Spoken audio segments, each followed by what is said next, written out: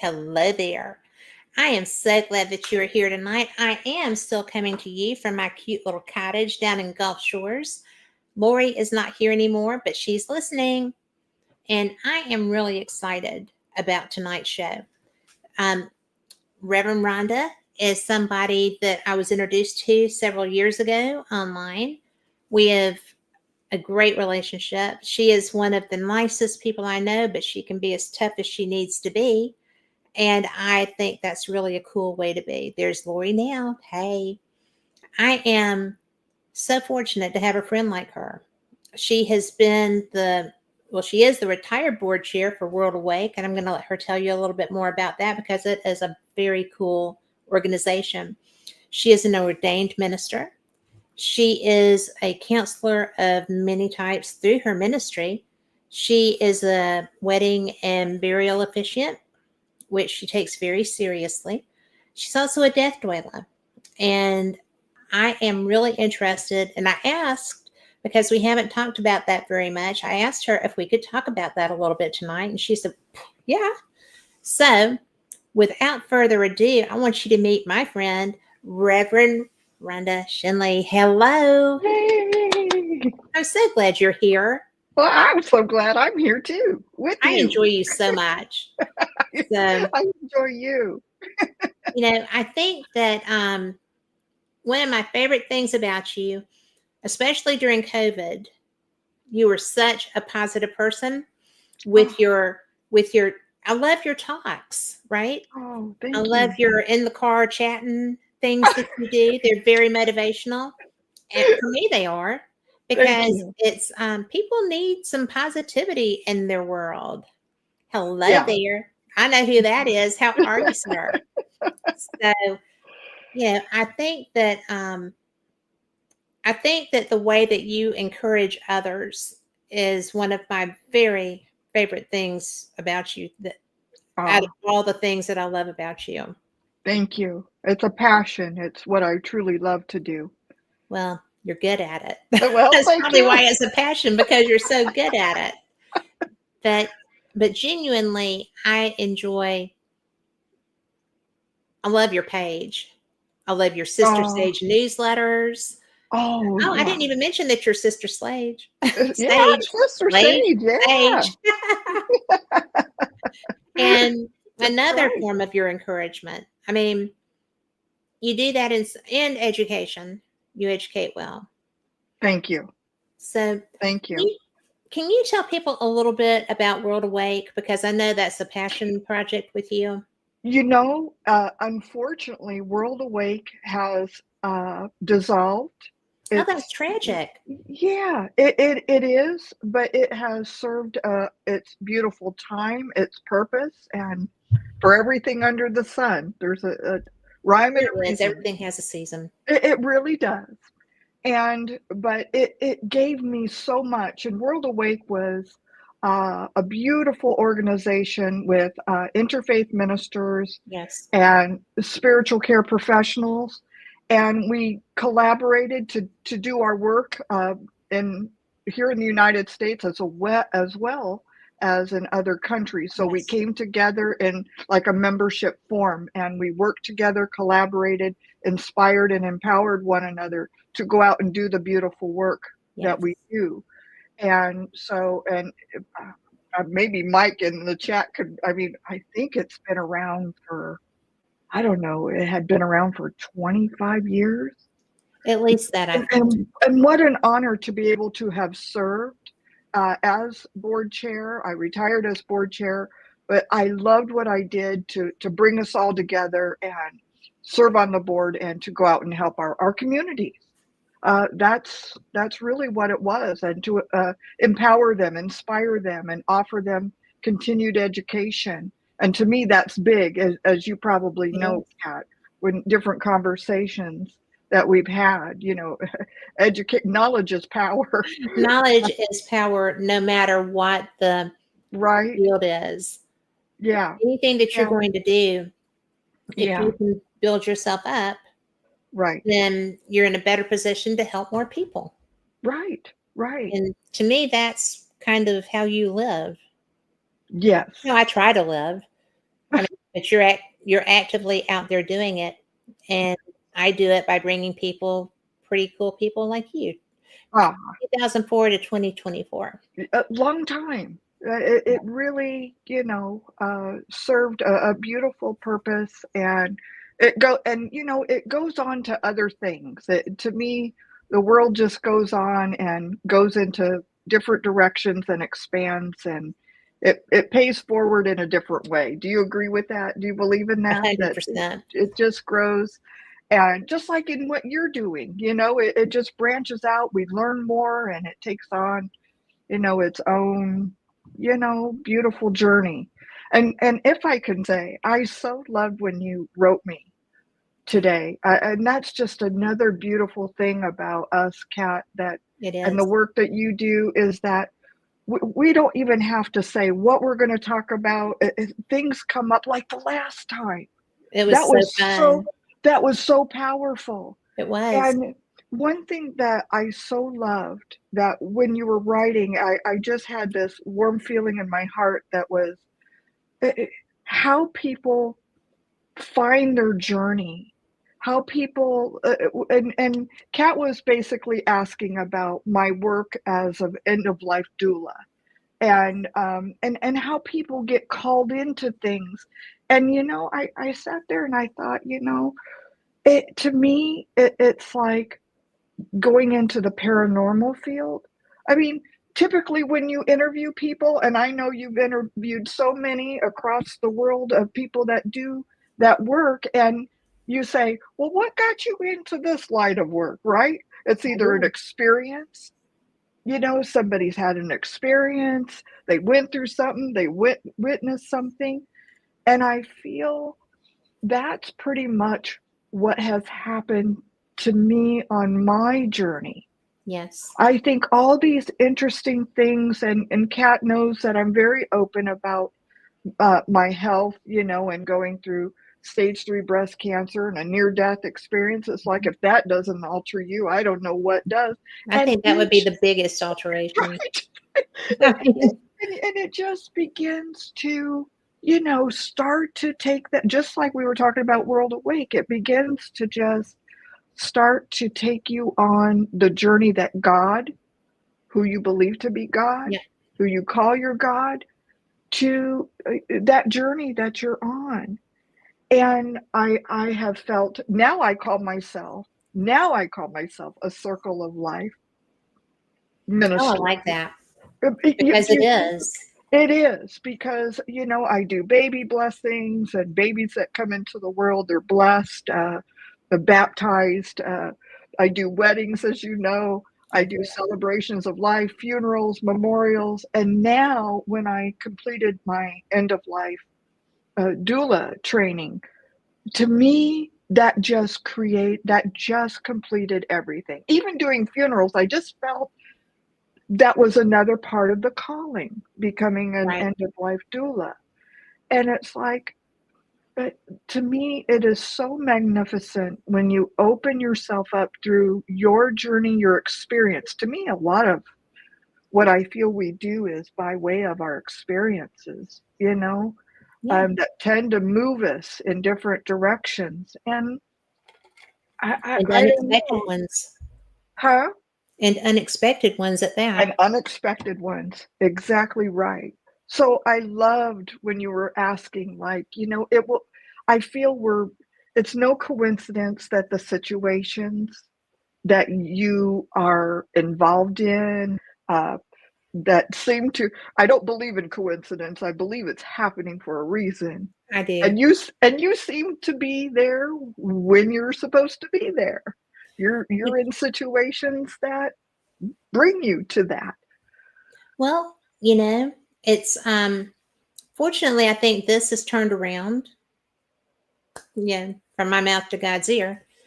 But I found myself in a position of being there with both of my parents Mm, as they left. mhm, And it was sometimes it was humorous. Mostly it was like, ah, right. um, because especially with my mom, I was not the person.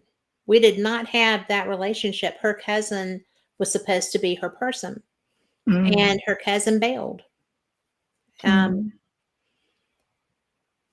it was her cousin also emptied the bank account that we were all on, but Oh, that's another story. oh So, my goodness. it's just one of those things that I was like, holy crap. Mm. I don't know how to do any of this grown up stuff, you know. Oh. Um, so it was funny because with my dad, my stepmother was is not she's a lovely, wonderful person who cares deeply, but she is not great at showing that. Mm. And my dad was having TIAs, and then it got Mm. to be a catastrophic level, and he Oh was my. bedbound Mm. because walking became a hazard. So, one of my dearest friends, who is one of the nicest women I know, but her job is as a caregiver, and I Mm. just called her because, hey, Mark, I knew that she was busy, and I was like, who do I get who is like you to come and help me? And she was like, well, what's going on? And I told her, she said, I'll get the kids to take care of this. I'll be right there. And she was. Wow. And so, and I spent most of my time over there. But it was so bizarre because I would never have thought I was that person to just drop everything and go. And, you know, there was a lot of help, but it was still my It's a dad. lot. Yeah. And so, I was just like, well, look at me. What do I do? you know? And so Tammy was the caregiver, but she also, when my dad passed, I was actually sleeping in the room next to him. And she came in there and she was like, your dad just passed, but he can hear you. Get in Mm-hmm. there. Mm-hmm. And I'm like, Mm-hmm. what? And she was like, go, I'm getting Marilyn. And I got in there and I was just like, so fortunate to be right there, Yeah. because if I'd have gone home, I would have missed that final communication with him. Yeah. And my husband, was brilliant. He was like, you do what you've got to do. I've got the dogs. We're good. Make sure you come Excellent. home and rest, but Yeah. you do what you need to do. And so, I was like, okay. And that was such a blessing. It's a sacred time. It It is. really is. Yes. And I didn't I'm expect so it to be. right. And that's just it.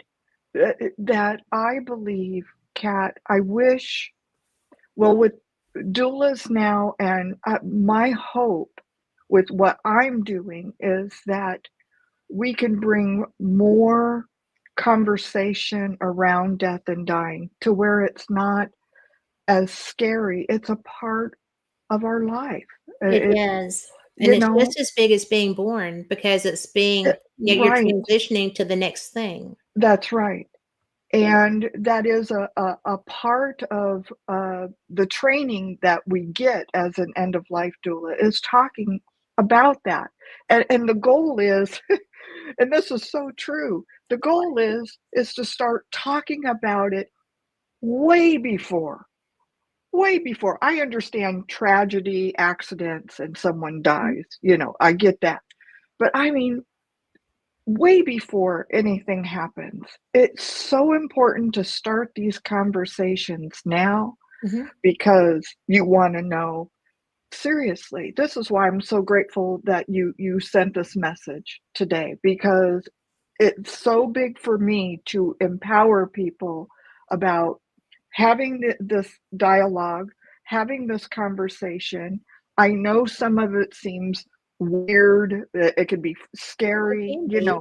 but if we begin to talk about it in a different direction, and this is how in fact, I did a a, a talk just right before Christmas, I think it was in December. I did a talk about um, uh, living your life by way of your bucket list. Yeah. So, see, if you kind of change the discussion and it's like, what's on your bucket list? Because I look at it this way. I want to make sure I look at it at the end and working backwards. I Yes. want to make sure I have no regrets.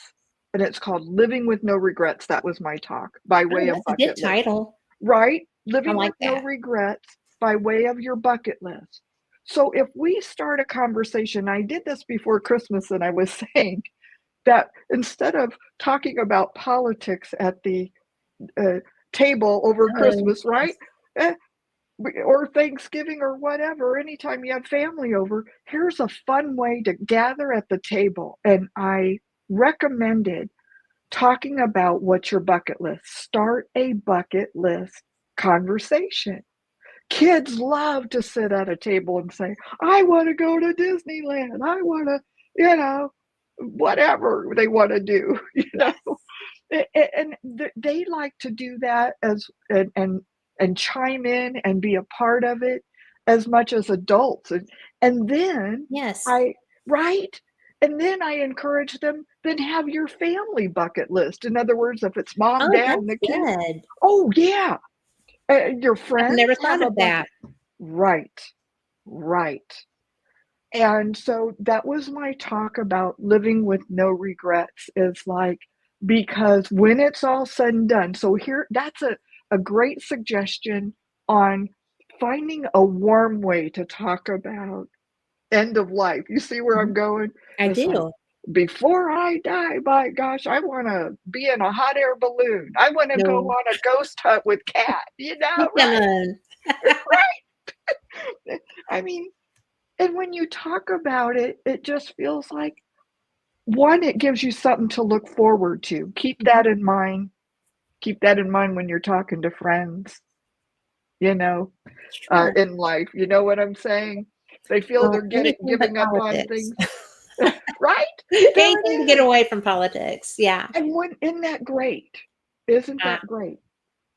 Having something to look forward to. Yeah, help remove the sterile aspect of it. It's so absolutely. true. Um, I don't know, Kat, if you've ever heard of the book. And when I did that talk, I love the quote. There was this quote called Live with No Regrets and Love Without Limits. That was Oh, the quote. That is that's that not a good beautiful? quote. I love And that. I referenced a book by, and here's another way we can talk about death and dying. Again, you can get very creative way you talk about Well, things. I'm so outside of the box, I'm probably going to be shocking the fire out of people. So I'm not surprised by anything that's creative and fun. And well, Right? you have to approach this topic because with my dad, I inadvertently played a song. I had a playlist, like a mellow, good, chill playlist that I use. And so I was just playing it for him. Well, it was a Kenny Chesney song, and it includes a line, you know, everybody's going to die Mm, eventually, basically. And that line played, and the song is called "Play It Good, My Friend." It's about an old man who has no money, and his wife is in the hospital dying, mm, and so he's in a bar, and Chesney's in there with him, and the man's drinking milk, and Chesney goes, "Oh, I'll have that too," And so he starts talking, and the man said, we're up, he sells Chesney his guitar to get like $25 mm, to go back and spend time in the hospital with his wife who's dying. mm, And we're all going to die. Everybody dies. mm. And my dad jumped when that line hit. Oh, wow. And I was like, I am so sorry. I didn't think about that song, but it's called Play 'Em Good, My Friend, because he's giving up what matters the most to him, one would Mm, think, to go and be with what truly matters most to him. mm. to be with her when she passes. Mm. And when I told my dad that, I was like, I'm so sorry for that upset you. I said, but this is what it was about, and I didn't mean to play it. Mm. And I'm so sorry. It's just on that playlist. I wasn't thinking, because I don't think a lot sometimes. But when you're in the battle at the time, Right. just, Right. it's like, let me Yes. just play this calming, because it's on my calming playlist Aw. because the music is. So I was like, oh, I'm so freaking sorry. And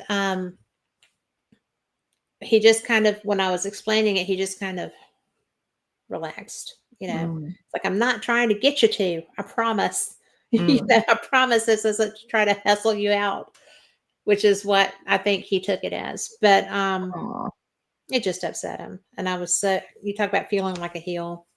But, Mhm. I was just like, you've always told me that. And, he's sitting there talking to people. And I was like, So later I said, were you talking to your dad? And he was like, sweetheart, my dad is dead. I was like, so who you talking to? There was no comment Mm. because I think I just caught him, and he wasn't going to talk about that Yeah. because my dad was a PhD, hospital administrator, rehabilitative medicine He specialist. knew exactly what was happening. He knew without a doubt That's every right. phase that he was going through. Yeah. And so I'm just like, you were talking to somebody. Yeah. Who you talking Visioning. to? He Yeah. wouldn't tell me. Probably shouldn't have played that song. He might have talked to me more. But, it was just, oh dear God. What are those moments that you sit there and you go, Yeah. note taken, Yeah. note taken. My mother never heard that song. So We're all human, be gentle on yourself. well, I am, because in retrospect, it was a good song to play. Got it. Hello, Laura. It was just one of those things that, did I mean to play it? No. Was it a good song for the moment? Yes. Mhm. Um, should I have let him know this is a really good song that I found about a man who was losing his wife? I should have played it for my stepmom. Mm. After the fact, I should have taken it in there once I got him comfortable again and said, you know what? This upset him, but I think it would be good for you to listen to. Mm. She probably would not have listened to Kenny Chesney. That's okay. I mean, I have such an eclectic mix. I go from, Foghat to Skinner to AC/DC to Metallica to Love it. Jimmy Buffett. I've been a parrot head since See, I was 15. I love music too. I'm It's a just so music fun. buff. All kinds. All kinds. And it's And good for situations like that. it is, and as a doula, those are a lot of, there's so many parts to a doula and with the training, and one thing, as I wrote you, the most important thing ever it's almost like a golden rule, is to make sure, if it's a patient, or a client of mine, is what is it that you want? I mean, if it's from music, aromatherapy, do Mhm. they want some drumming? And that's what the doula does. They're the advocate for the patient. They are there to say, what is it that I can best do to support, make you feel comfortable, uh, clean, safe? What is it that you need right now? And they know what they want. If they're still coherent in that time, that's why I like having these conversations now. Yes. I like to know about somebody. If I know way in advance, oh no, I know they love chocolate. Oh, I know, they like a certain type of music. Whatever they want, you can't go wrong if you know what it is that they want.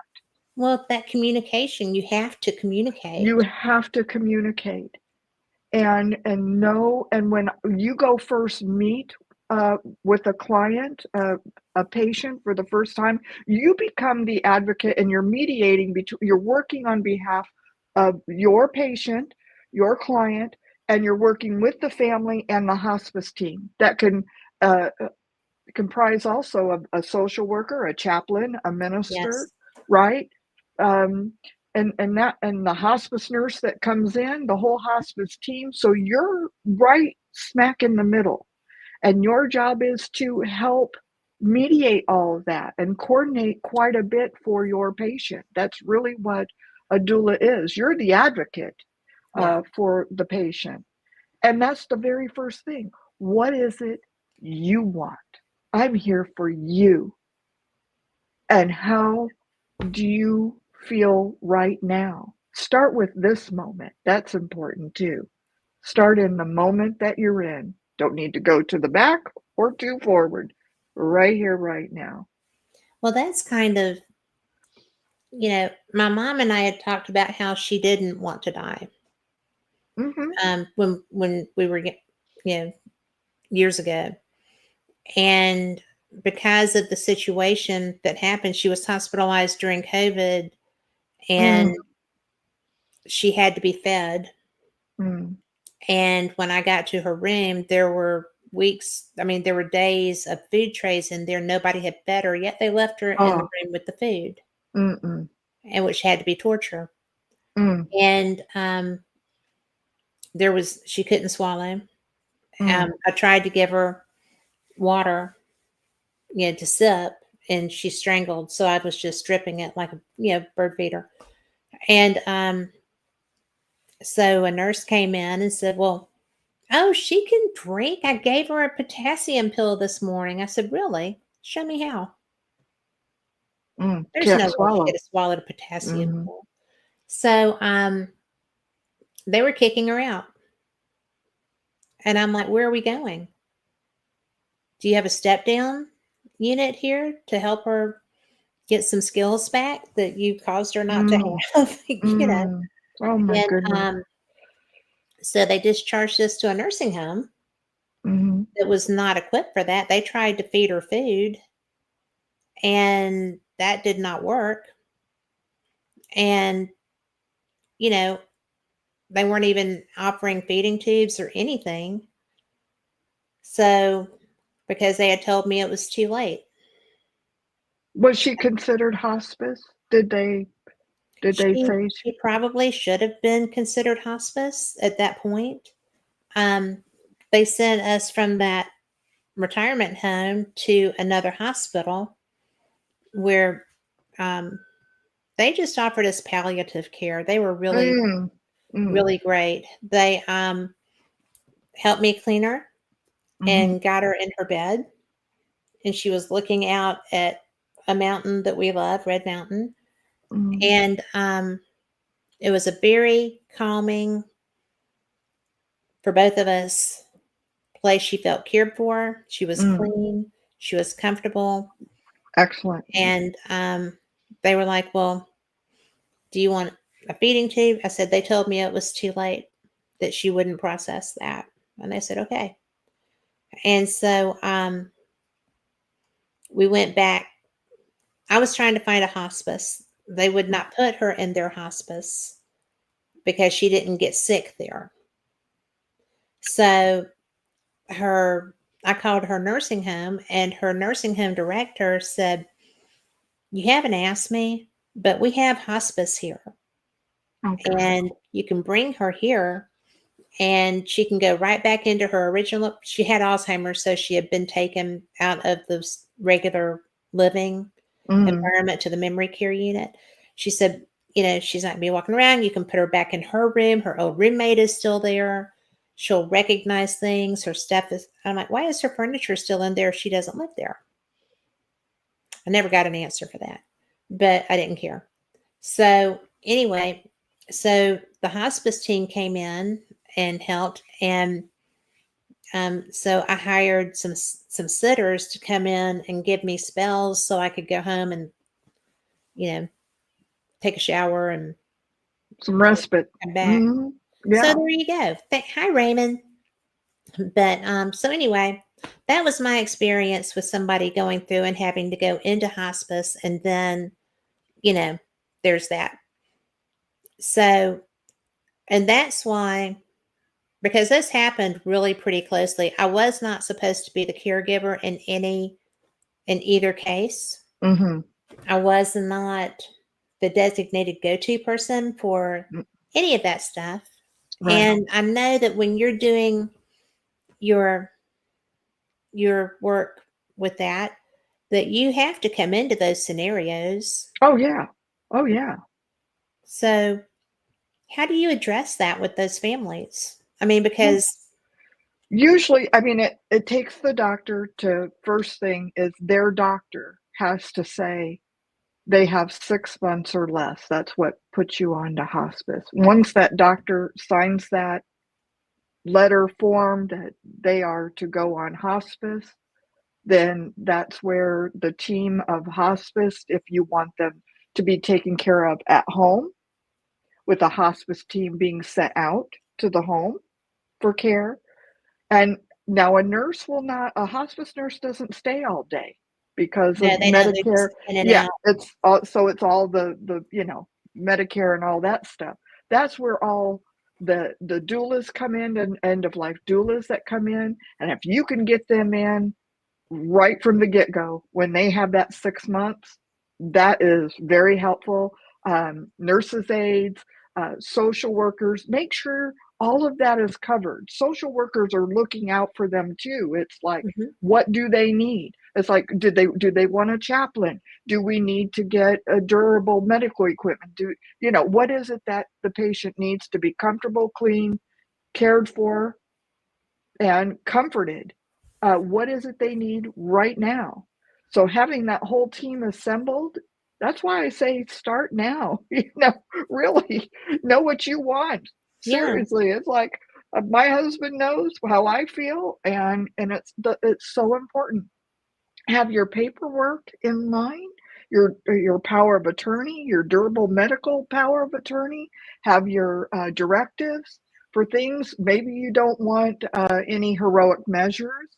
Well, To I be want all the heroic measures until they don't until they say they're done. see, Right? and Which if is a you have personal thing. yeah, if you have that written out, notarized, and that's something a doula actually helps with. They Okay. are to help with the resources, knowledge, information. They're the mediator right in between. If we need more medication, they're calling the hospice team. It seems like my patient is in a lot of pain and discomfort. What can we do?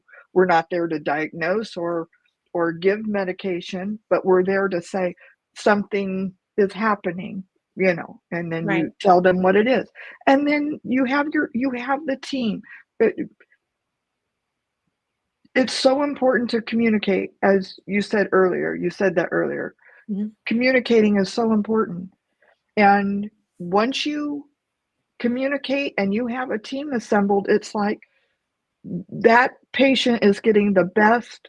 I'm not saying everything's perfect, but at least they have the best chance of what we call, believe it or not, it's called a good death. A good Well, death. it is. I mean, that's a real thing. Yeah, it's a And very real thing. it is a warrior thing. And to keep them clean, comfortable, Did you say warrior? comfortable. No, When you said it's a thing, what kind of thing did you say? don't know. Because I thought you said warrior, and I'm like, a good death is a warrior death. Communication is important. Raymond says yes. It Yes, it truly is. is. If it comes back to me, I'll say it.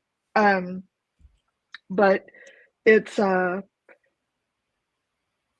hope I answered your question. It's once that doctor signs that form, and if you feel that that's what it is, if you are that person's durable power, of attorney, if you have that, and for medical, and you can get more than one person on that. That way, it's not one person's not carrying the burden. You know what I mean? Well, I mean, I wasn't even on my mom's. But you're the child, so Okay, you're the so that's why family they let member, me do all that. right? Okay. You're a family member, but if and this is where it gets a little bit, even with family, right? You may say, I want Aunt Betty to come and visit mom, but mom says, I don't want to see Aunt Betty. These are real things that happen in families. That So is. it's so important to know what they truly want and don't want. And these can be written out. There's something, Kat, called 5wishes.org. Side? Five, Oh, five 5. I'm wishes. sorry. That's okay. 5wishes.org is a phenomenal way to begin writing out what your wishes are. And That down. once you, yeah, please do. Because once you write it down, and this is a team of attorneys and I think even doctors that put this whole thing together to help people go write it up, you print it out, and then have a notary sign it with you. And that way it's like, nope, this is what she wrote. It's signed, it's legal, and this is her wishes. You got to start somewhere, and that's a great way to start. So for everyone that's listening, I'm going to put that in our .org. I got it. 5wishes. Thank you. 5wishes.org. Yeah. Thank Okay. you. And that went to wherever anybody is listening. It's the YouTubes. There's a couple of YouTubes. We've got the Bill of Rights Network. We've got Things Network. Wow, Wherever you're listening, that's going to be in your chat. that's wonderful. See, So, there's so many things and helpful tips that really go a long way. And when you start now, because I'll tell you what, Kat, I know there are certain things I would never want for me. I'm yeah. not one Well, thank you, Carl. to want oh, thank you, Carl. Oh, I check told you you he's all out. awesome, right? You, He you is all the just best. rock the Casbah. Um another one. Can We're so 80s. I know, right? Can I offer I'd like to offer even a couple more places if he can put them in, or you. Barbara Carnes, Karnes. She's an RN. Karnes. Karnes. Barbara Carnes.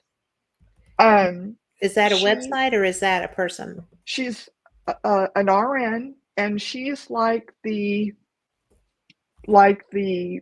godmother of end of life work. She's the one that has gone out and trained over many years, and she's got booklets and videos and a Facebook page. Barbara Carnes, RN, yeah. And if you look up, I think she has a website with her name. I haven't brought it up. Is Barbara it a Carnes. .org or?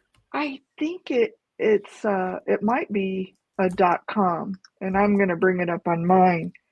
Barbara, let me see. Well, I've And got the she's link got, up there, so. do you? Her bkbooks.com, that's where Mhm. she has all of her books and educational information. See, there it is. She is an amazing woman, and when I went through training, she came in and did a talk, and I was just Oh, so how grateful nice. for Well, her. look at See, that. look at, I'm filled with information and knowledge for you all here. I'm here to empower you. You are See, empowering. uh, she has every booklet, just to put your mind at Oh ease. my goodness, look at all those references. Yeah. Oh yeah.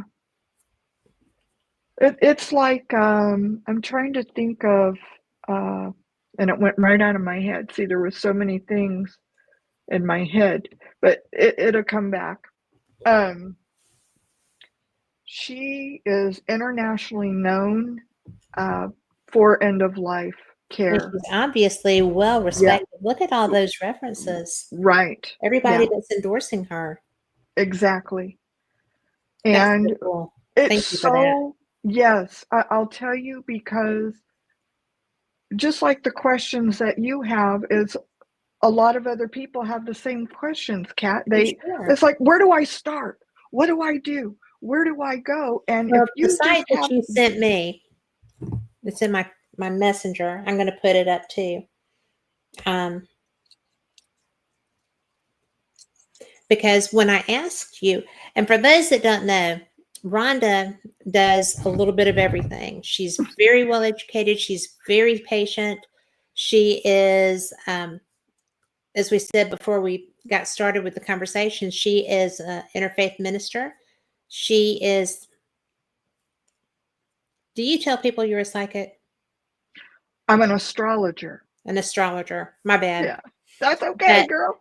I may be She's a also psychic. Sister Sage. Yes. If you Sister Sage, it's a .com, right? Karmiclaw.com. Karmiclaw.com. Yes. Yeah. And No, I tell everybody. I'm out there. you are out there, and that's my favorite thing. And it's KAR, right? Yep. KARMICLAW. Karmiclaw.com. Love what I do. You're really good at what you do. With karmic law, what's interesting about this is, like, even how does that relate to what I do? I'm fascinated by rhythms and patterns and cycles, just like Yes. life, right?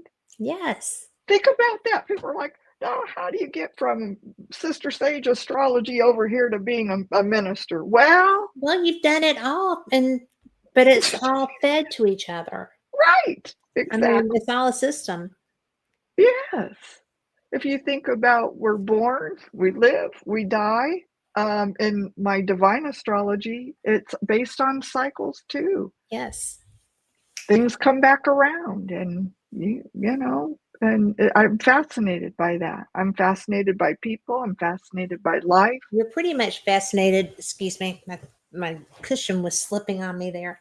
But you're pretty much fascinated by everything that's a positive. I mean, It's a good way to put it. you're Oh, not there I someone. am. There you are. And I have to tell you, I almost used that picture. Really? But I couldn't get it to where it was, showing you at your full wonderfulness. So Carl, you rock. You Carl totally does rock. You thought I was kidding. Carl rocks the house. He is just brilliant. And that's one of the things I absolutely love, is that you are. I mean, when you go live, I never know where you're going to be. I never know what you're going to talk about. You're just moved completely by spirit. And you're just like, oh, well, look how beautiful this bush is. I mean, it's just whatever has caught your fancy in that moment, and has led you into this really beautiful train of thought that you just have to share in that moment. Oh, yeah. I get And, excited. when you do that, I'm just sitting there going, look what she has found. And then I'm moved by it too. I know that's everybody that's watching, but I'm moved by whatever it is too. And then I'm just all drawn into this beautiful, just a beautiful moment. When you do your things from the car. Oh, yeah. I'm always like, I'm such a kick, aren't I? well, I do that too. I don't do, I got kicked off. Somebody hacked me and I had to come back as a separate entity. And I'm very cautious with what I do there now, which is sad because I love lives.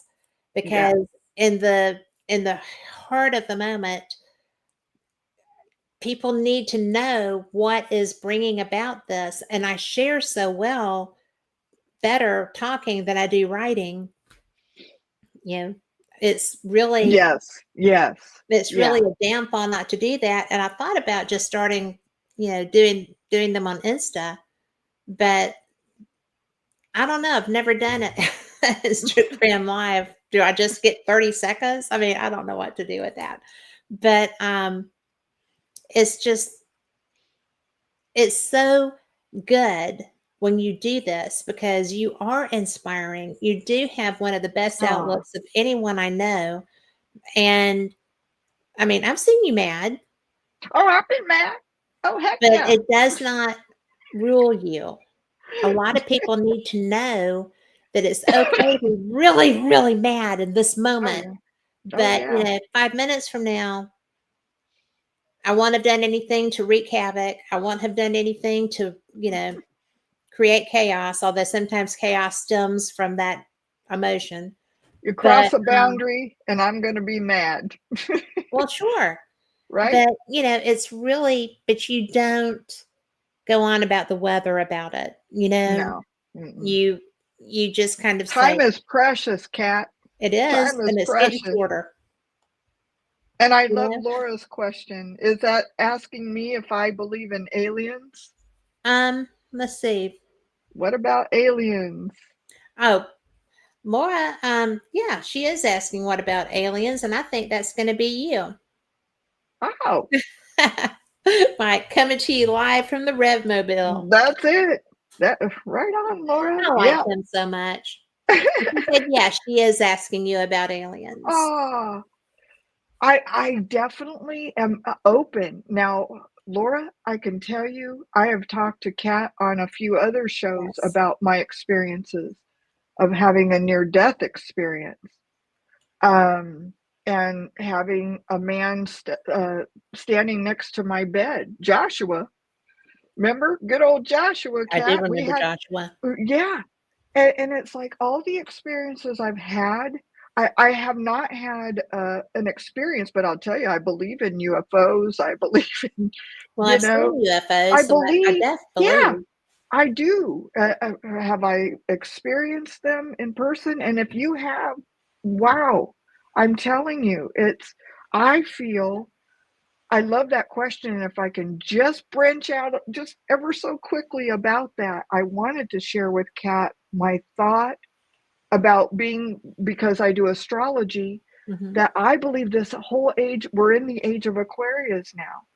Yeah, And I feel with that, our vibration is going up. That is truly how I feel. I believe we're getting a vibrational bump. hmm, And I believe you, Laura. I believe you. It's like I think there's more out there than, and I feel with that maybe the veil is thinning more. I'm positive of that because there's so much more interaction. Yes, we're ready for it.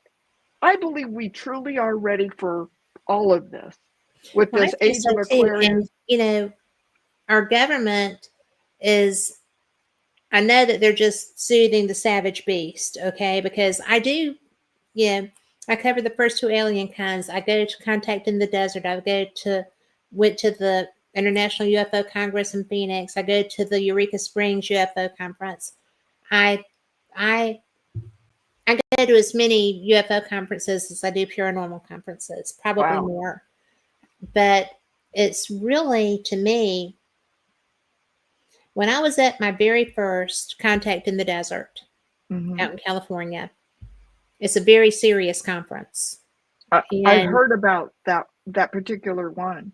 well, it's really, there's the first time I went, they had two guys who said they had been part of the, 20 years and back thing, which is that if you're approved, it's military people, and they go away to work with other civilizations, and Mm, then they're brought back and they are the day after they left. mm, So there's time travel involved with that. interesting. I've talked to 2 men that said they were part of that program. Mm. And so to me, that's kind of like, that's a hard concept to grasp. I don't doubt anyone's sincerity, Mm-hmm. but I'm a trust but verify girl. And you can't verify that. Mm-hmm. But they were absolutely convinced that what they were saying was true. Interesting. So Wow. there's that. But, I go from that to what's become my favorite conference. Eureka Springs is pretty, but anyway, there's a group here in Alabama called the Scientific Coalition on UAP Studies. Mm. And they are strictly science-based. You need to be a PhD to be a member. Oh, wow. They're very serious researchers. The first time I ever heard the pilots from the that were having the UFO chase, kind of, the TikTok guys, Yeah. was there. Wow. I had seen them here and there at other conferences, but they were there, and they were talking about, and I had already heard about a similar thing that happened to the Nimitz happening to the USS Roosevelt on the Atlantic side. Wow. And so that was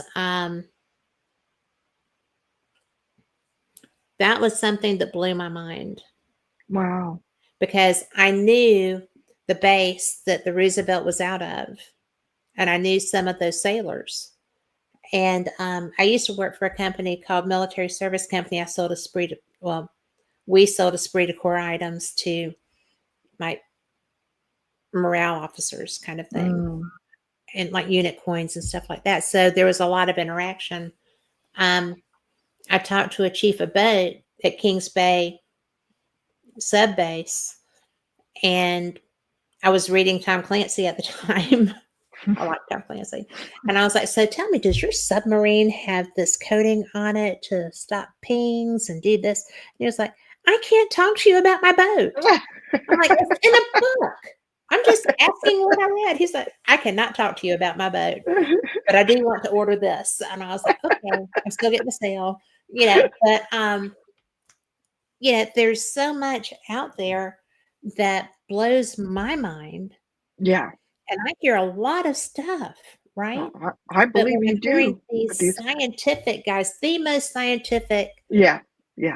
UFO research group, really, I think, in the world, Mm-hmm. and they do have global membership.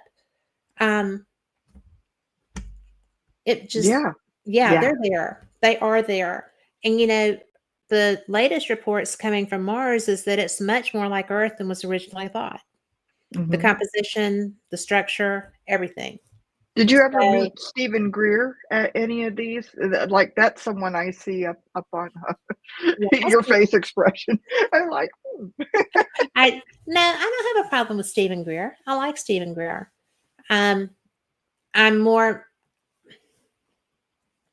am not the person that feels like you have to go and actively call UFOs to you, because they show up anyway. Mm-hmm. And I'm a sky watcher. I'm a hammock layer. I like being outside. And so it's not unusual to see craft. What about for the aspect of disclosure purposes? I think that was more of what I hear of what he's trying to do. Like when I scroll through YouTube, I'll wrong, see, Stephen.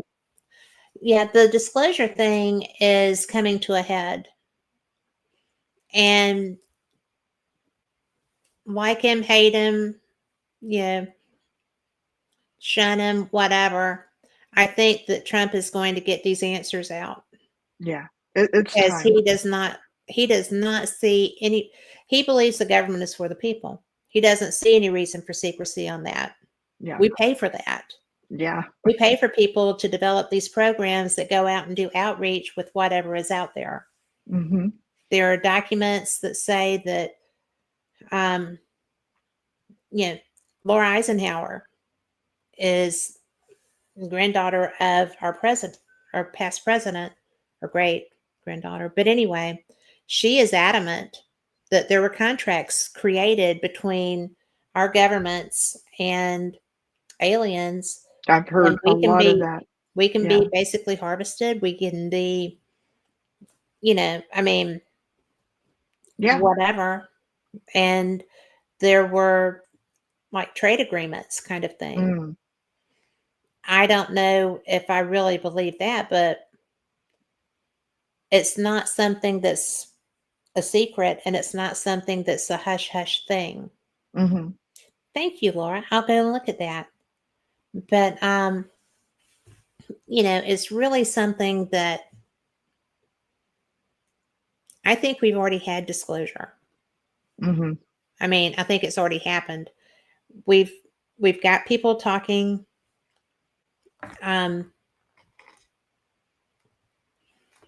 I think that we're being a little bit persnickety on what we want to have as full disclosure. I think that it's already been acknowledged. Mm-hmm. You know, That it has. That it has. so I mean, I don't see any reason for, you know, the British Prime Minister, the King, our President, the Canadian Prime Minister. I don't see a reason for a political figure to stand up and say, on top of everything else that we know, yeah, this is a thing. Yeah, Mm-hmm. my predecessor sold you out. So sorry about that, but that wasn't me. So let's see what we can do with them now. I mean, Mm-hmm. you know, I think that's not going to happen.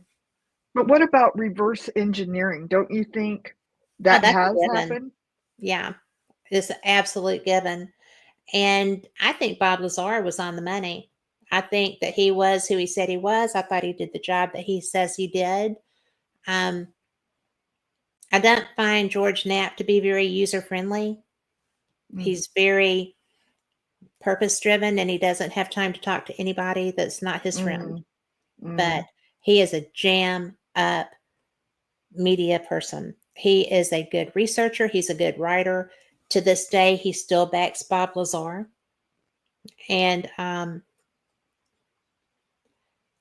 I don't see a reason to doubt him, really. I've seen all the stuff. Bob Lazar is the guy that said that he worked at Area 51 Yep. Yep. and was I've seen. re-engineering for people that don't know that. Right. So, but it's, I think he was who he said he was. There was a lot of trouble gone to discredit him by the Mm-hmm. government. Oh, of course. So Keep them quiet. Keep them quiet. shun him. They were shunning him. They were Yeah. trying to make people think he was crazy and a Crazy. Of liar course. and a crook, and Exactly. he's not any of those things. And I don't think George Knapp would have supported that. But I do think Jeremy Corbell, the new gentleman who is a filmmaker that is getting all this, people are giving him all this footage from different places. And there's one that's called The Jellyfish Craft, which were in, I think they were in Iran or Iraq. And there's footage of them coming through a base. And there's two, and it's like just flying, but it's like dangly. Oh, Like interesting. there's jellyfish Wow. tentacles down there. And I've seen that video. Mm. And if it's a hoax, it's a really good one because it's moving through. I mean, there's just sand and desert painted tanks and things like that. There's not a lot of contrast other than that in the image. And the motion is really interesting. Somebody, I mean, people with AI can do anything. I agree with Seriously. that. And And CGI is a thing. that was like what I wanted to say too, is with all this reverse engineering, it's like, don't you think there is so much that's being hidden from us? I mean, technology, you name it. I mean, it's like there's so many things that if we knew about it, had it, we like it's probably been developed 50, 60 years ago. Yep. You know what I'm saying? I That's do. what I've been reading and listening to on different shows on YouTube. See, I don't do TV anymore. Yeah. I'm all into, you know me, You got to go find it. I gotta go, yeah, I gotta Yeah. go check things out, explore. Well, it's fun. I It mean, I can is. go down a rabbit hole for 2 days on YouTube. I'm looking I for mean, things, checking things and out. and I'm bookmarking as I'm going so that I can follow my trail back. Mm. And you should see the notes on my phone because I'll just hit that link and I'll copy it to my notes, and I have to put this is about that, but that I do it because I am so fascinated by that topic. I mean, I could do my very own UFO show. I could just, I I believe could it. just go for days. But I'm so fortunate to be able to do these things, Oh, thank you for that. I got it. I never think to go that direction. So I'm sorry. But it's so to me, there's no way. There's no way. We have this great, big, vast, beautiful, wonderful universe. Mhm. Mhm. What an absolute waste if we're the smartest thing out there or the only thing with intelligence out there. You know, whatever people are seeing has been zipping around us since Elijah went up in that fiery spinning chariot. You know, Yep. I mean, can you say UFO? I mean, hello. So, Now UAP. I mean, well, yeah, if you're whatever.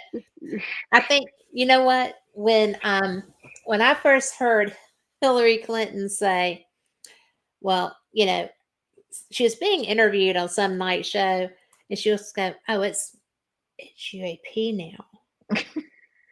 Nobody says UFO anymore." Well, you know what? You change the nomenclature, you make it harder to find when people 20 years from now are researching Exactly. for They the have to history of change UAP. the definition, a title of whatever, a name of something. Maybe I Oh, have a bit of a suspicious mind or something, but you I've think? watched how they deal with this stuff, and I've seen what they do to people that come forward with experiences. Travis Walton is somebody I know, and he's the And he guy was that from was abducted. what was the name of that? He is going to be so mad at me. He So was abducted, right? Wasn't he he was one with abducted, but he was actually killed. I mean, he walked into the backlash, and Fire in the Sky was the name of his book and movie. But he and his friends were on their way home. They were lumbermen, and they were just driving home, and they saw the light from what turned out to be a UFO. The guys, they got out of the truck and started walking toward it. And Travis was just drawn, right? And they were Mhm. like, no, don't go over there. Well, he did. The craft actually started to leave, and it was like a backwash hit him. It was probably radioactive, Mm. you know, like exhaust. And that's when he was abducted. Wow. And they he feels like they saved his life. He feels like he owes them his life because they took him into the craft and left. He was gone, what, 5 days? Oh And my when he God. when he got dropped out, he was butt naked at a phone. They put him out at a phone booth, Oh my God. and so it was. To me, it was really What an experience. well Oh to my hear him talk gosh. about it is so weird because he said, you know, he knew that he was hurt. He's like, I'm just laying there. I know I'm hurt, and so I know I'm badly hurt. I think I'm dead, but then he started, waking up a little bit more, I guess. But when he when he could, and he raised up, and he said they looked like a bunch of bugs around him, and he tripped out. He got up and he's trying to kill them, right? And they left because he was going to hurt himself, and I guess they'd have to start all over again. But they left, and then Nordics came in, probably the same people who had just transformed, right? But they came in and they looked human. And he was like, okay, won't kill you until we talk, kind of a thing, you know. And I guess they explained to him that, you know, they were taking care of him, that,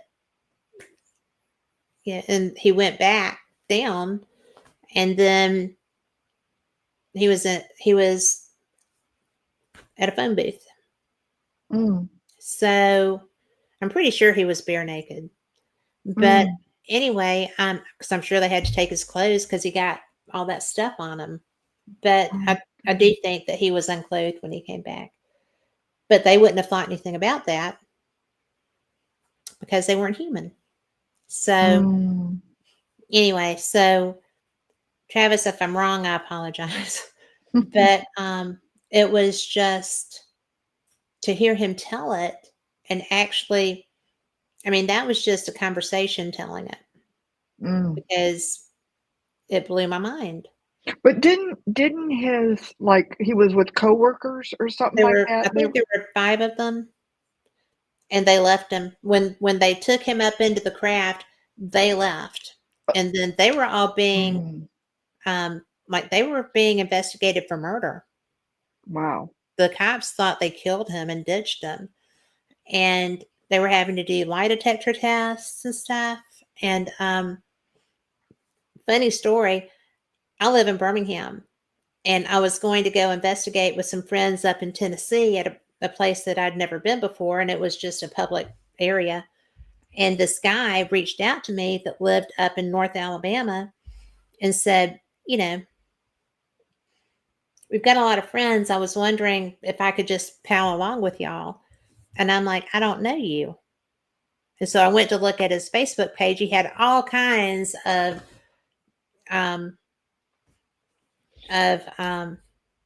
Travis Walton stuff. And, you know, he had the Fire in the Sky magazine, you know, cover on his page and stuff like that. And I'm like, okay,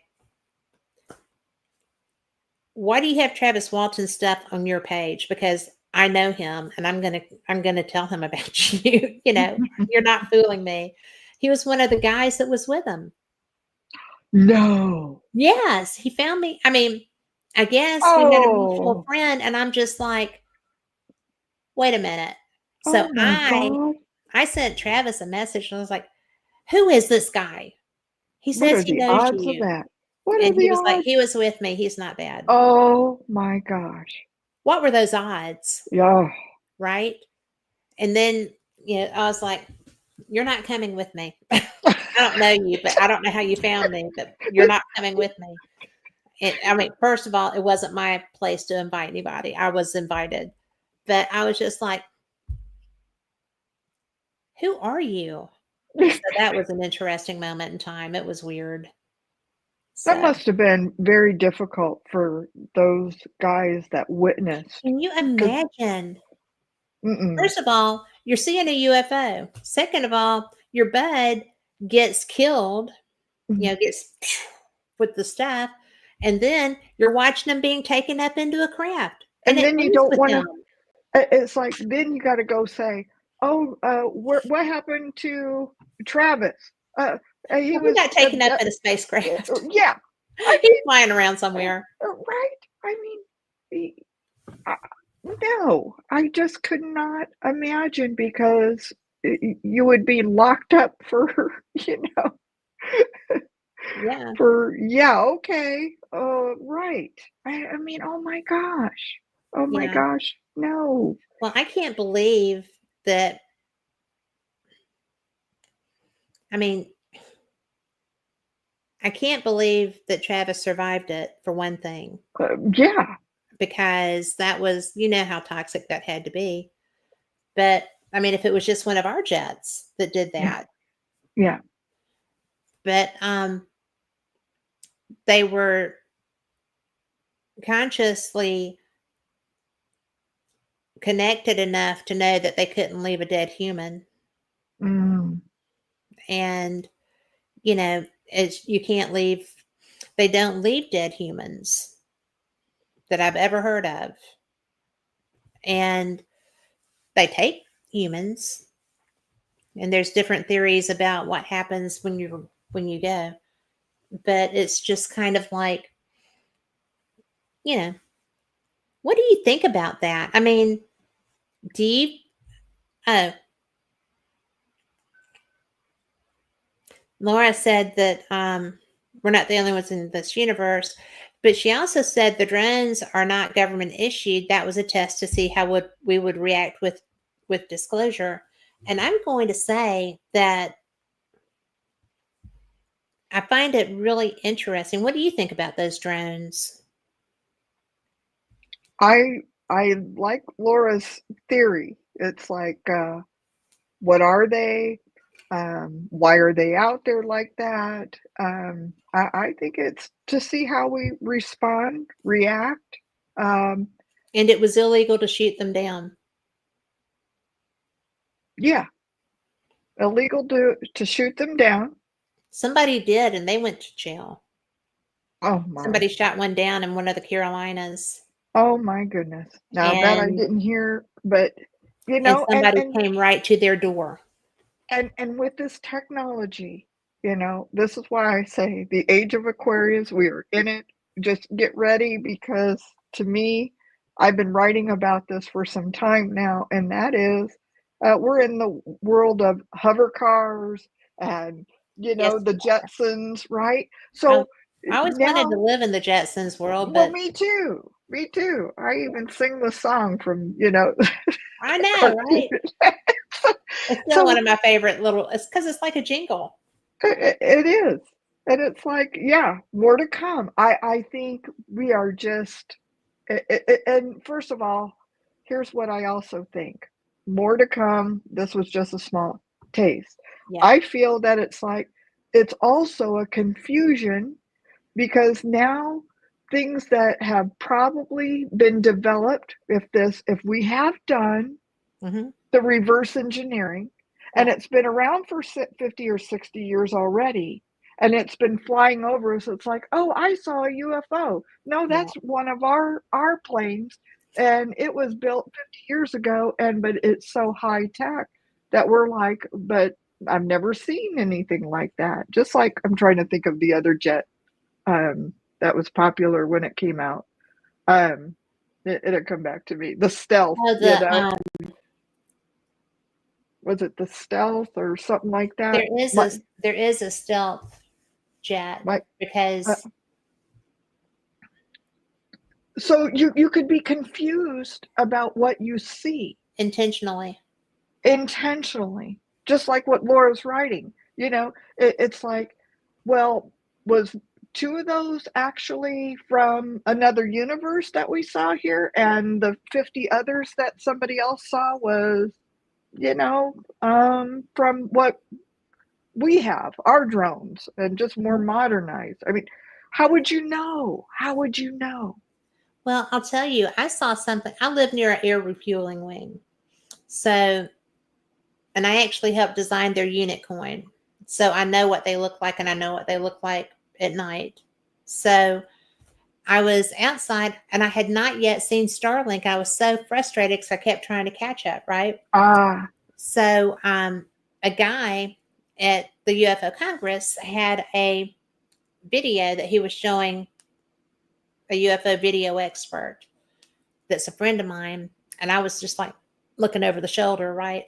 So it was two lighted canisters that were like flying through the air, but they were like, here's one, here's the other, and they're staggered and they're lit from within, wow. like a lantern, right? Mm, But great big because they're close to me and they're just perfect sync.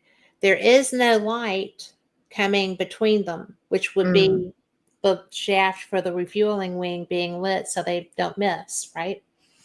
So I'm like, interesting. that must be Starlink, because it was huge. They were big, but they had to be fairly close to me. And I was just like, and I got excited. I ran in the house. I told David, I just saw Starlink. I'm so excited. And so then I started researching it. And when I was at the Contact in the Desert, a little later, they were doing a Skywatch. Mm. Well, they had just launched a new thing of Starlink.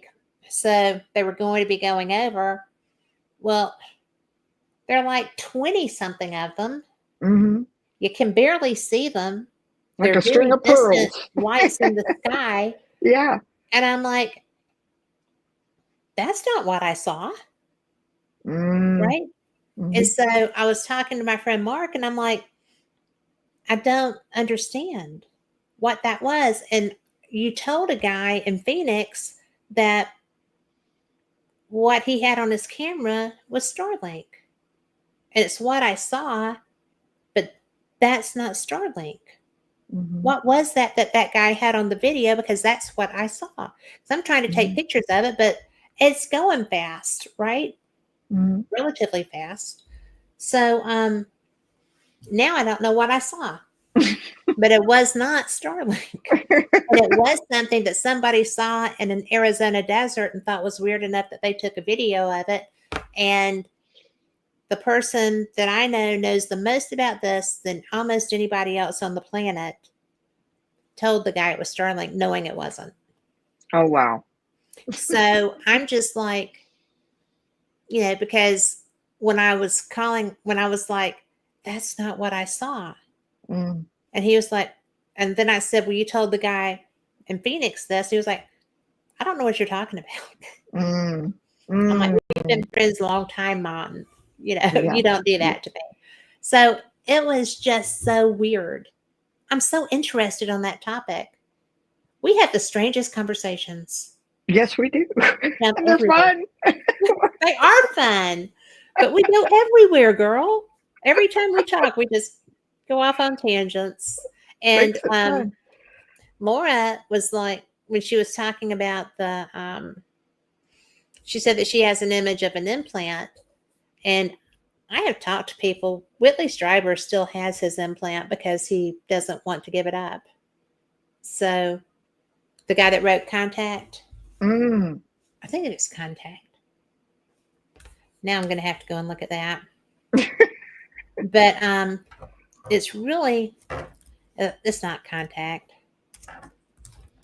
No, like I think I've seen Starlink, and to me it just reminds me of like a trail of lit up pearls, going across the sky. Yeah. That doesn't sound like what you've seen. I've seen the International Space Station. I love it. That doesn't sound like what it's not. I look for you it. You know what you're looking at, and it's like. Well, I have Sky Guide on my phone, and it I has love it. It has every satellite. It has every Sky Guide. But like, I can set it to like it has, like right now, Jupiter, Uranus, and Venus are all right here over me, with the Pleiades there with them too. So I know what's up in the sky, and I can set it to like satellites or whatever. It's the best little app. It's on the dark mode right now, so I've got to fix that. And then like right now, that's like Maidens of the Mist that are up in the sky this month. That is cool. It tells you all kinds of nifty things, but let's see. Like right Interesting, now, Laura. I think they're probably knowing we're talking about them, and they're. Yeah, I don't doubt that. Yeah, you get into subjects and strange things begin to happen. Well, anytime, more often, I will get spiritual activity if I'm doing ghosts as a topic. I will have like I'll get activity around me and stuff at my house because I do have spirits at my house. They're family spirits. Mm. But it's so strange because 9 times out of 10, if there's an experiencer in the audience when I'm talking about abductions or about really anything to do with UFO, UAP, it's just crazy. Mm. I mean, it really is crazy. Yeah.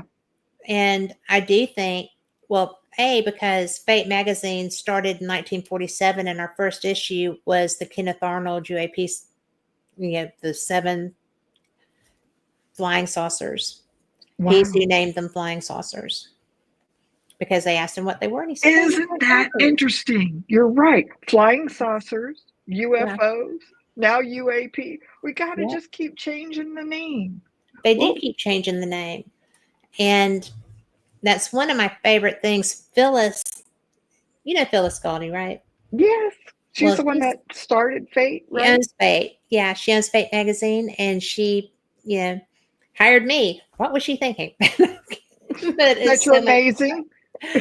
But we have the best time when we get to talk. But,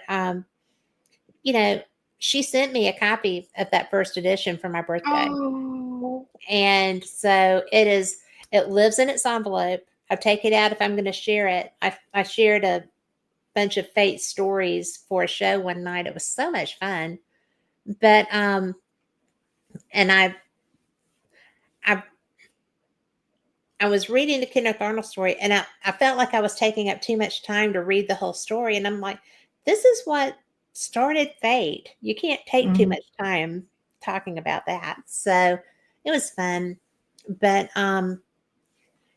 she is all about the UFO conferences because that's what started this. But when I read an article about my investigation at the Winchester House. I got invited to come to California and investigate the Winchester House, like a ghost hunt, and that was pretty amazing. I've been there just as one that walked through it. Isn't it beautiful? It's gorgeous. Yeah. And I left with I ended up in the hospital the night after I walked through. I had the worst migraine ever in my life. No. I know. And it's the strangest thing. I mean, I remember I was in a military hospital, for somebody who's married to somebody in a military. And they had to put IV in me and everything. And it was awful. And I wonder to this day if there was something that was happening to me. Now, I hadn't had my near-death experience yet, or gone through cancer or anything like that. I was in my 20s and went on the tour and ended up in the hospital that evening. And they had to give me all kinds of it makes me wonder, now that I look back on that, what was really happening to me? Was I having, I don't know. I don't know. Well, Laura said maybe you were being attacked spiritually, but I could have been. When I was there, I didn't find anything of that nature, but that doesn't mean it wasn't there. I mean, the best piece of evidence I got was out in the garden where the big wisteria arbor is, and I got an image of a shadow man bent over gardening. And I was like, I just randomly took that picture, which is usually the best evidence. But that's true. And I saw a shadow, a white shadow dog. He was white instead of black. I don't remember what experiences I was having, because I was just like a tourist kind of thing. Right. It wasn't no paranormal at that time. I hadn't gotten, but I must have been absorbing or picking up something and, didn't think about, being spiritually attacked. Very well could have. Not saying I felt anything bad there, nothing like that was happening to me, but God only knows. Maybe I wasn't open. vessel. sometimes it's just, it's just an old home, and that turret was not rebuilt, so there's still the dust and such coming from that too. So, I mean, and that was really cool because that turret bedroom, one of my friends who's a psychic said there's going to be a lady in the daisy room, and she's got a message for you. Mm, And I'm at the daisy room. Well, the daisy room was Sarah Winchester's original bedroom in the turret, and it had, the stained glass was all daisies, the curtains were daisies, and I was like, oh no, I wonder who's looking for me but here. didn't she have a room at the top where she did meet with like A seance a- room. that? There it is. Yeah. Yeah, she did That have a makes me seance think. room. They did that regularly. That makes me think when I went through there, I was fascinated by that, and that's probably where something may have happened. Something may have just met at the right place and the right time for me. Who It knows? could be. I find that interesting that was your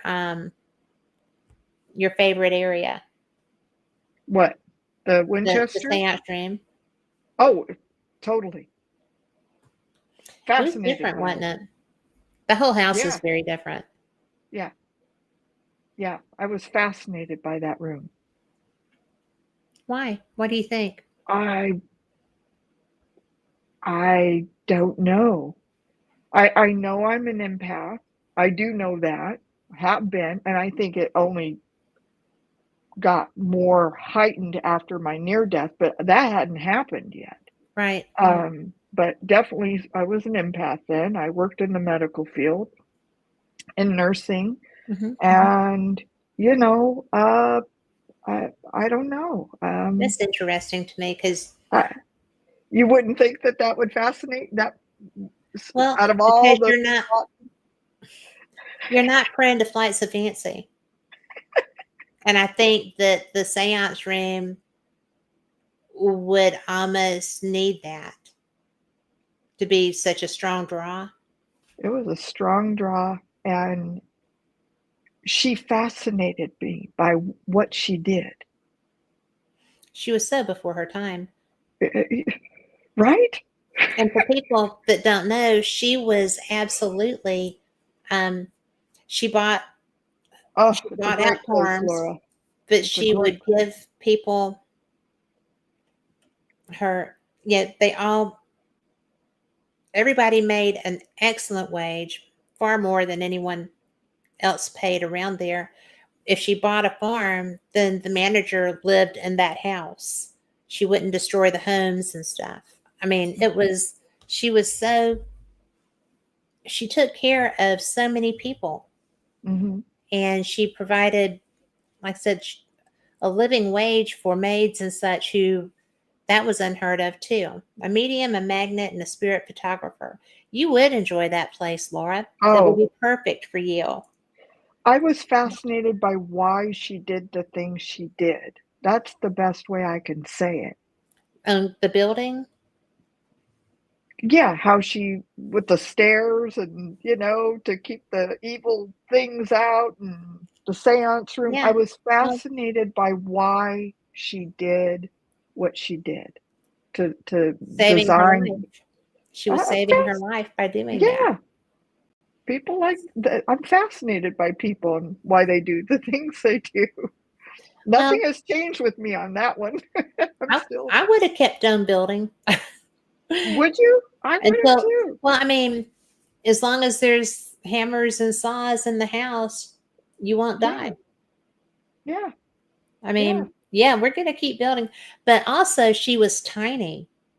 Yes. So to make those very thin tread stairs Yeah, was a big deal to help her. yeah, They don't talk about that aspect of it much, yeah, but she was a teeny tiny woman. yeah, And yeah. but what I thought was neat were the ways Y'all, she had like bells so that each room could communicate with the main kitchen area. And that's a cool system for now, much less Yeah, back then. back then, right. I mean, she was so innovative. She was. I Yeah, just love stuff like that. me too. We are so free range with our conversations. I love this because it's all stuff that we both love. Yeah, So exactly. What else do you want to know?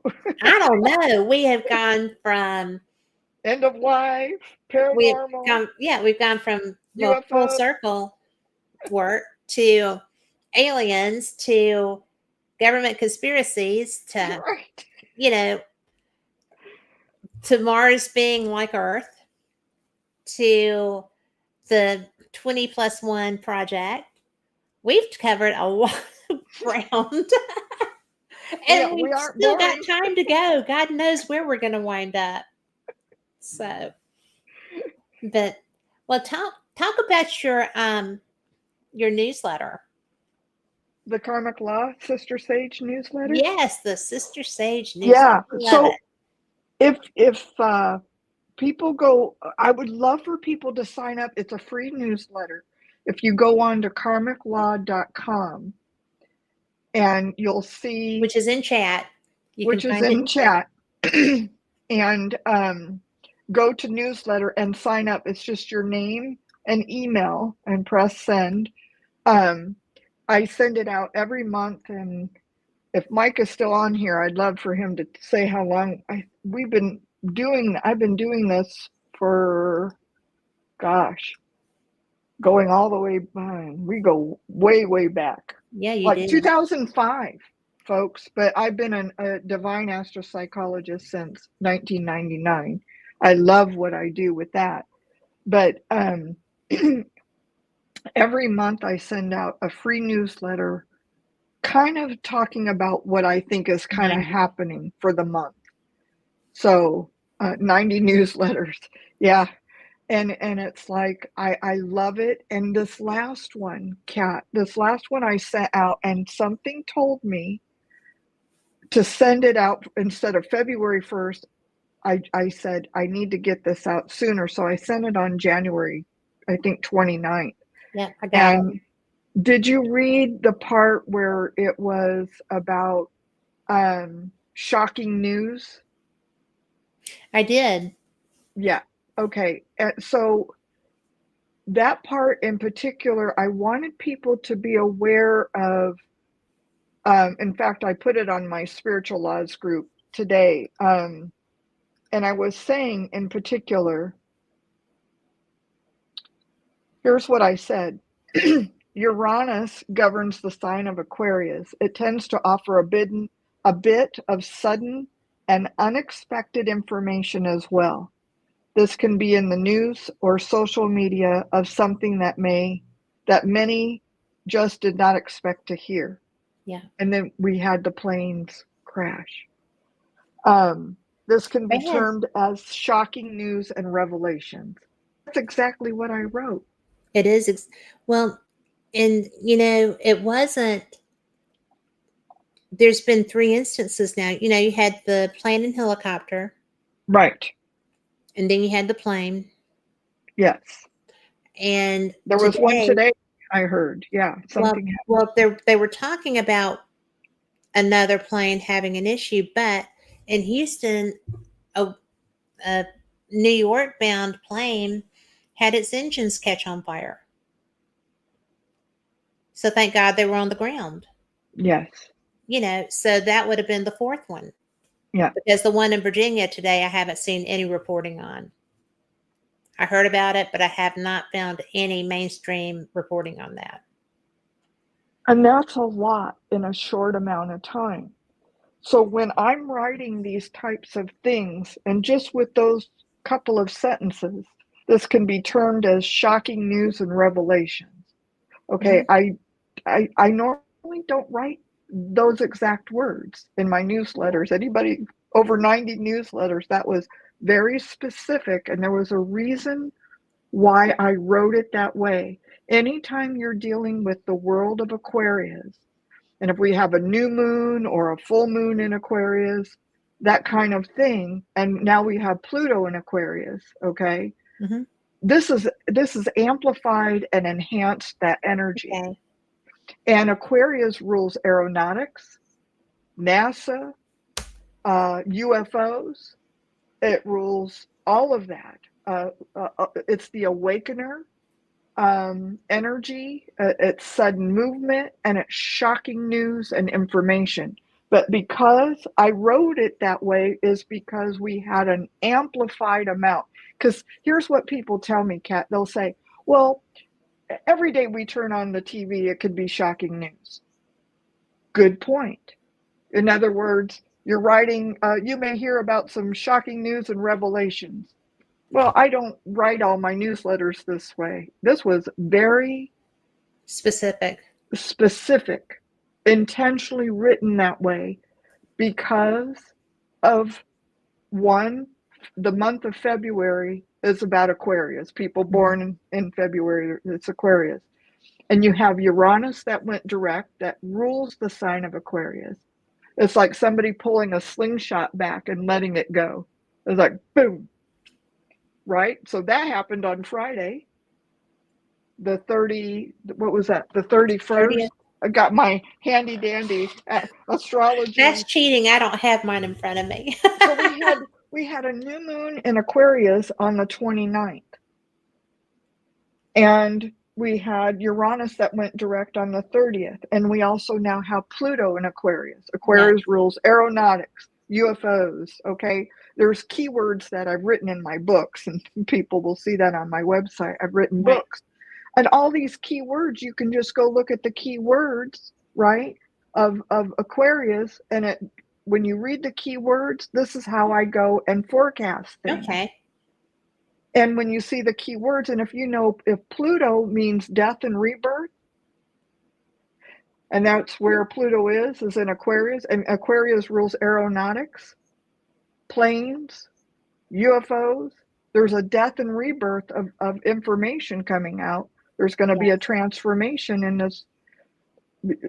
So that's why I wrote that. It means shocking. It rules volcanoes. It rules earthquakes. It rules Japan. Aquarius does. See what I mean? And so when I go write that, it's like Aquarius is also known as the awakener and wants knowledge, information, and hidden details to be front and center. That was my next sentence. Yeah. I mean, how much more clear do can you get? Well, I don't think that you can be any more clearer than that. Really.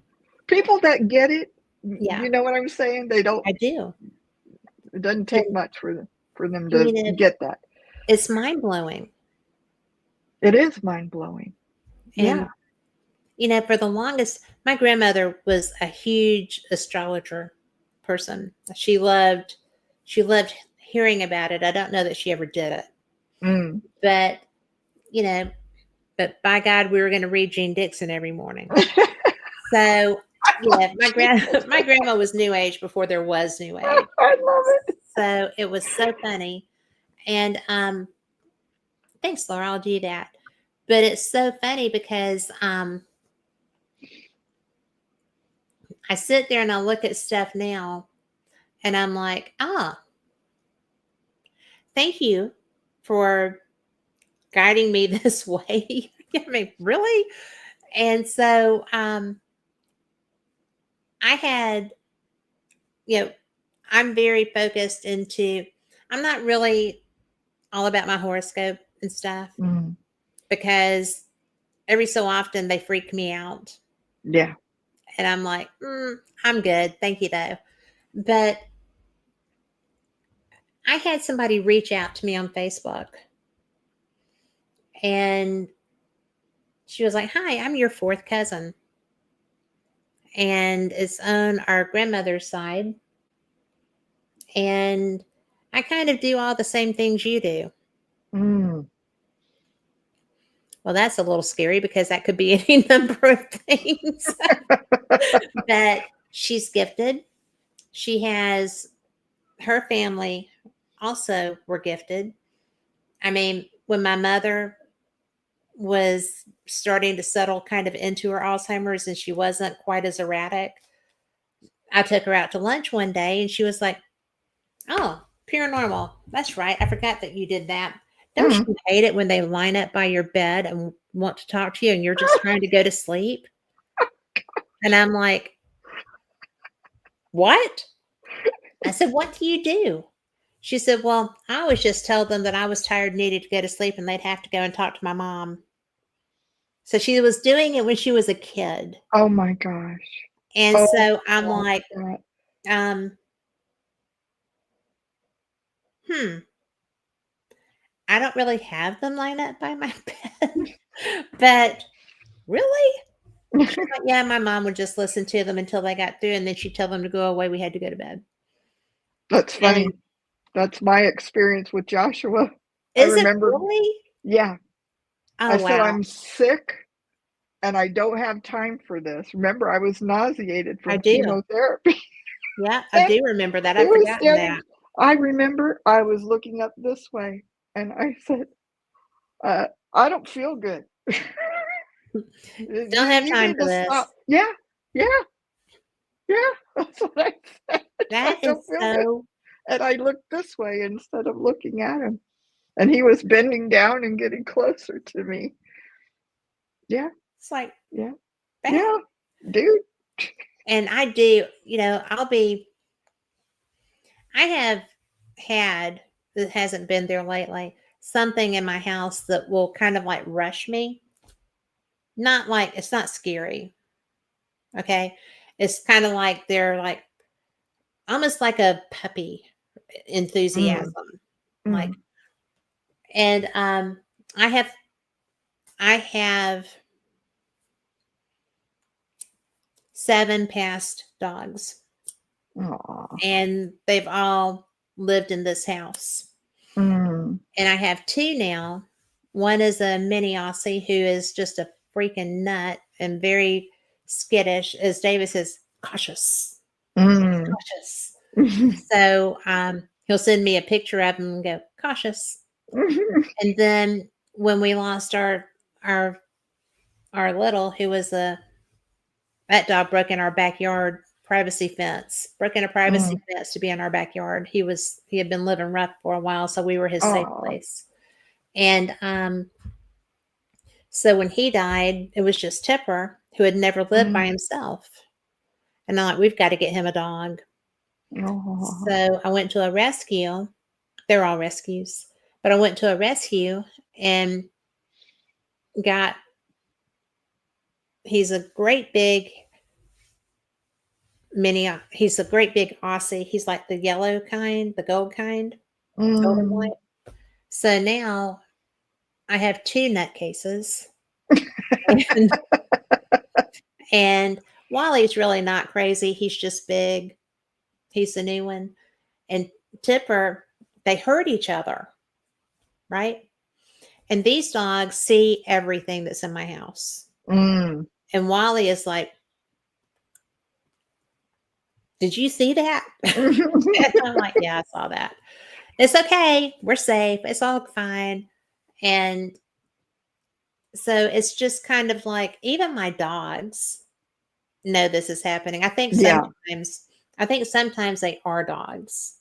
So that's visiting. yeah, they come. I mean, I've actually seen Willow, who was my big white Spitz looking dog. Mm. She was like a not so great Pyrenees. She wasn't so big, Oh, but she was a mix. oh. She was beautiful. She was so damaged, and she came to live with me on a New Year's Day when my sister-in-law said, "That's your dog. You're taking her home because nobody else can be around her." And she jumped up and laid on you. Oh, Your dog, take her home. oh, So, yeah, and we were best friends, and oh. They're beautiful. Pyrenees are beautiful. she had the eyes, Oh, the blue and black, oh. and But she was, and I've actually seen her coming, because if you come down my hallway, you dog leg toward the front door and then go in the kitchen. And I was coming in from the deck, and she was gray, like translucent. Mm. And I was like, oh, she needs to always be white. But she did. She just came down and she looked over at me, and she turned and went back into the kitchen. Oh. And I guess I was supposed to go give her a snack, but Oh, they show up. they do. They Mike show and up I more have than seen people our do at my animals, house. like shadows, kind of go across the wall right at the height of our Yeah. pets. We Yeah. know we've seen them. It's Yeah. like, oh, okay. There we Well, go. you know, You can see it like a shadow. I just kind of acknowledge, and because my lab was 14 when she passed, and she was my best friend. So they've all been my best friend. So it's just kind of like, but Hi, April. Of course you can. You want me to hold it up? Can I hold this up, Kat? you Am I sure allowed to? can. You can do whatever you want to do. This is There the you one go, I Laura. highly recommend. Okay, every year for the last 20 years or so, Llewellyn's. And And so that's L.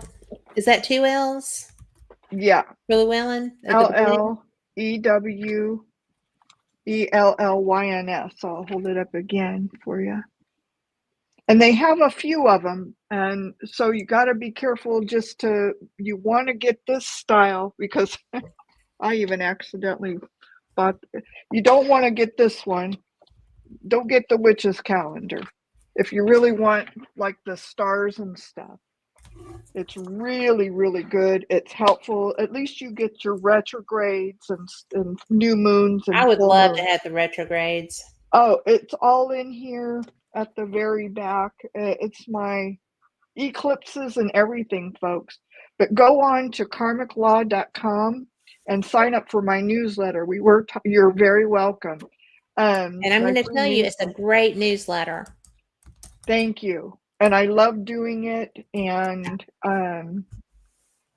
maybe Mike, thank you, Kat. Thank you for putting it in. And yeah, check that out. And this last newsletter. Yeah, I enjoy writing these newsletters and looking at what's going on and Well, they're so informative. sharing.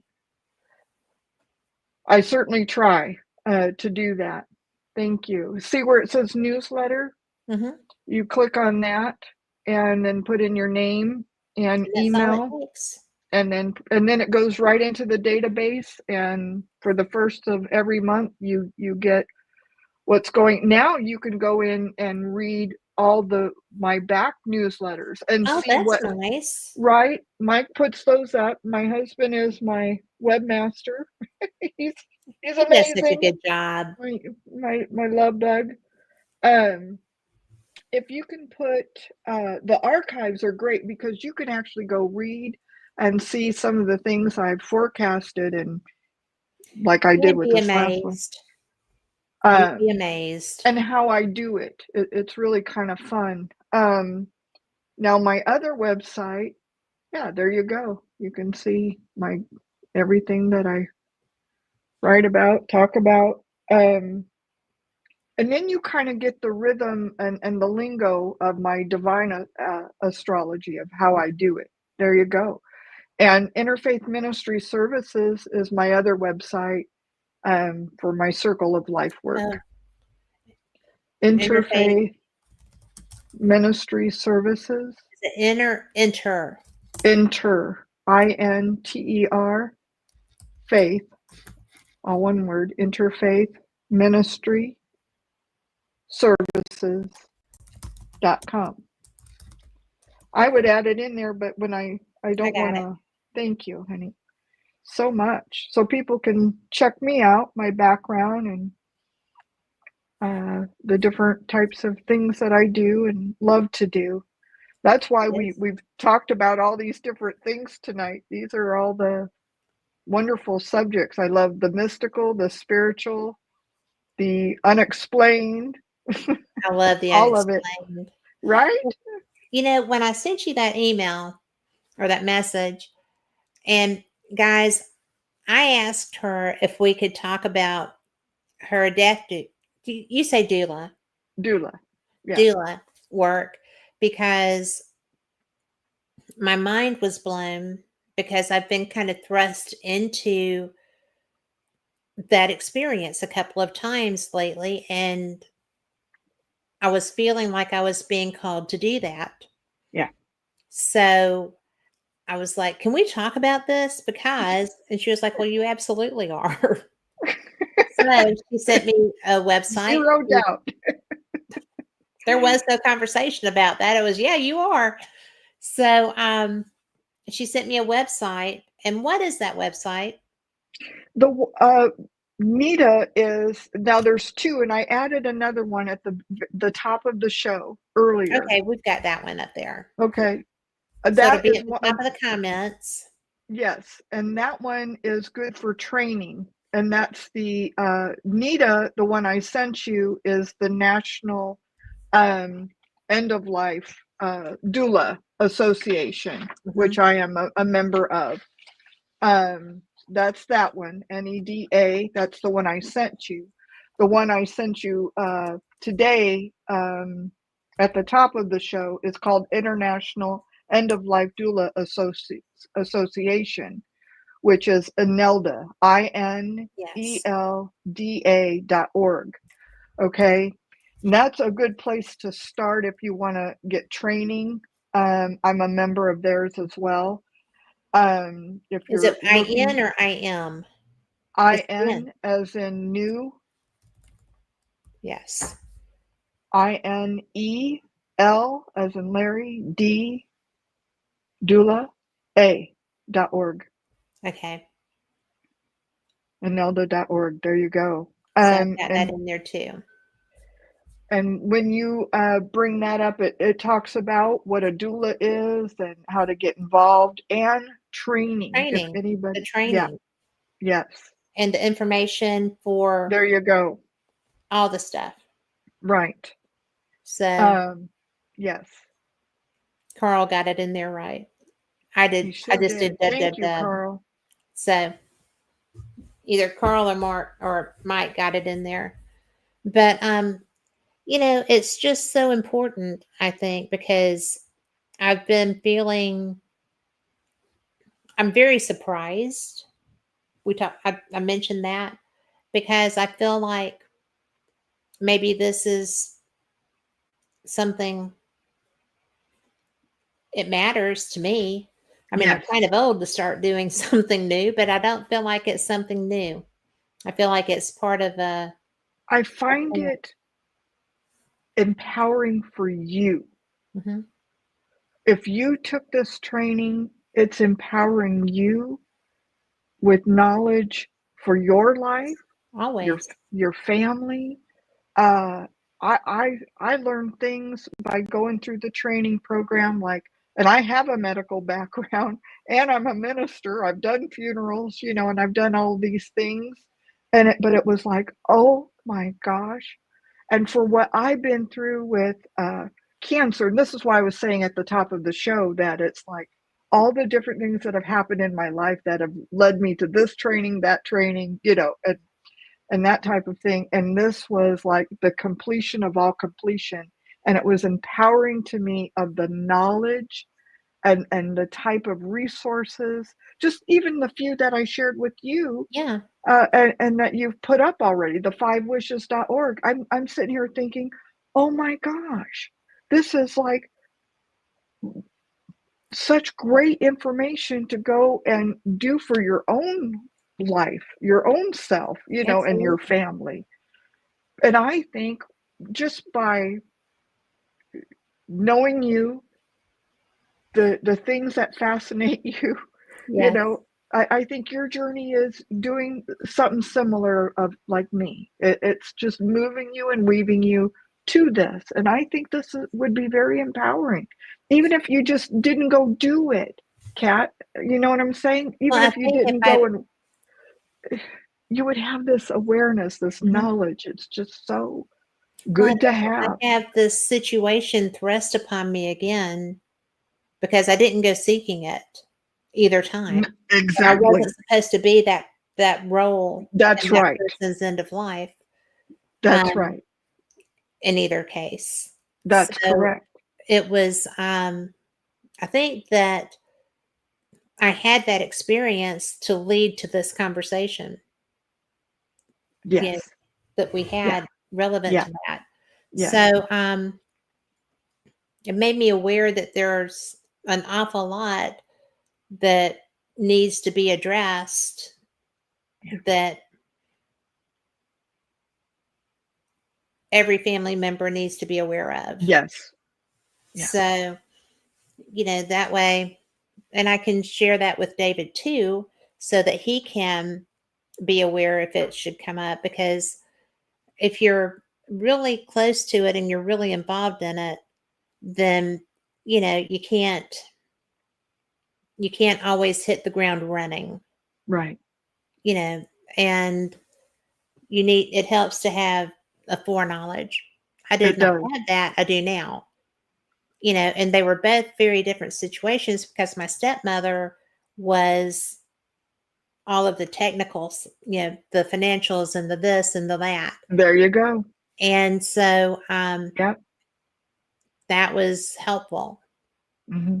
And, with my mom's, the funeral stuff was almost overwhelming, Yeah. you know. So, I had to do something. Exactly. I didn't know, and those people took all of the money out. So there was nothing to do anything extra with or anything with. And so, and that was just being Mm. led because things lined up. There were arrangements that had been made by my grandmother when we were all young, and there was this and there was that. So it was like, okay, we got this. Hmm. And then you have to, it was very cool. It really was. But Once you get like one piece of information, like even with what I shared this evening, yes, 5 wishes, right? And Barbara yes, Carnes, she is amazing. Just to have something, and always seems to lead you to the next thing, or it helps you get onto it, what you feel you need next. yeah. And I think hospice is amazing. I Well, think certainly the people that work in hospice are amazing. they are angels. I had the best nurse because my mom kept trying to die and I didn't realize it. She would quit breathing Mm, and I would touch her. And so I called hospice. I was like, my mom her breathing keeps right. stopping. Yeah. And they were like, we'll send the nurse. you know. So he came and he was like, can you tell her it's okay? I'm like, well, yeah. He was like, tell her it's okay. And I was like, Mhm. oh, Yeah. so don't start her back. It was so bad. And when I told her, she was mad. So, yeah, she got those steely blue eyes. Looking at you like, "Oh, I was like, what do oh you think my you're God, trying to do?" I'm so sorry. But they said to tell you this. And Yes. she was like, Yeah. well, how? I'm like, I got nothing. It was terrible. But, you learn. Right. And I apologized to her. Aw. So it was like, I didn't mean to mess that Mhm. up. Yeah. I was just trying to keep you. So it was weird. Yeah. The things you don't know, you don't know. Right. It's a learning curve. It is. And Well, this is why I think the training is very, very helpful. It well, it I'm just going to be helps. doing it because Are you really? I have to. I'm being pulled to it so strongly. And I spent some time with a friend this week that I didn't think I'd be seeing again. And so there's hope. Yeah. I'll take that. Yes. So, but girlfriend, we are out of time. I'm Woo! so We did it. thankful to you for being here. We've Thank got you, all your, April, Laura, everybody that yes, joined in. and Thank we've got you. all your, hey, April. And so we are We've got all the information in chat. If you need a website, go in chat and grab it. And we will be back next week, same cat time, same cat channel. And thank you for watching Fate. You know what? We are the original paranormal magazine, starting with UFOs and moving on through. So be sure and pick them up. You can get them online, fatemag.com. Thank you all. Good night. Thank you, Rhonda.